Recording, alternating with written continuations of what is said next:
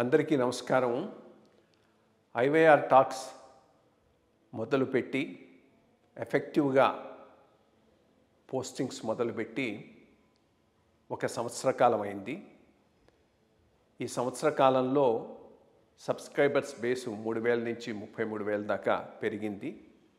IYR టాక్స్ను ఆదరిస్తున్న మీ అందరికీ నా ధన్యవాదాలు. భవిష్యత్తులో కూడా ఇదే రకంగా ఐవైఆర్ టాక్స్ని మీరు ఆదరిస్తారని ఆశిస్తూ ఉన్నాను. Thank you.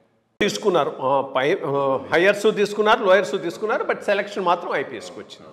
Very good, good. I mean maybe అనంతపూర్లో మీరు 2వ వారం 3వ వారం అయి ఉంటారు. రొడ్డం గారి తర్వాత మధ్యలో గ్యాప్ ఉన్నట్టుంది. మీరు నెక్స్ట్ ఐపీఎస్ ఆఫీసర్ అయి ఉండి ఉంటారు. సో ఫస్ట్ స్టార్టింగ్ ఎక్కడ మీరు assistant collector, assistant ASP training? వైజాగ్లో ఉంటున్నాండి. వైజాగ్లో నాకు నా అదృష్టవశాత్తు చాలా మంచి ఎస్పీ దొరికారు. అంటే నాకు ఉండేవారు బాస్ డివి సుబ్బారెడ్డి గారని. ఆయన డైరెక్ట్ ఐపీఎస్ కాకపోయినప్పటికీ ఆయన చాలా మెచ్యూర్ ఆఫీసర్.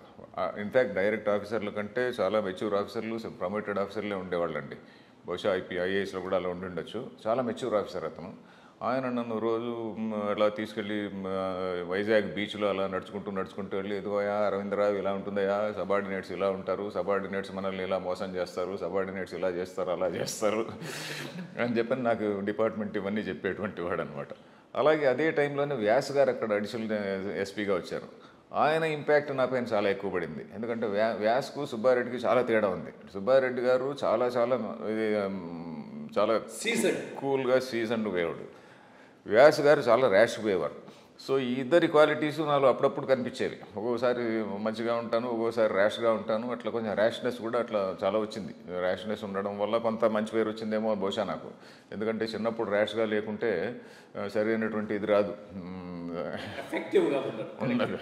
సో వ్యాస గారి ఇంపాక్టు, సుబ్బారెడ్డి గారి ఇంపాక్టు ఎక్కువ ఉన్నది. అదే అండి. ఆ తర్వాత మళ్ళీ మెల్లిమెల్లిగా first posting was in Peddapuram regular ASP.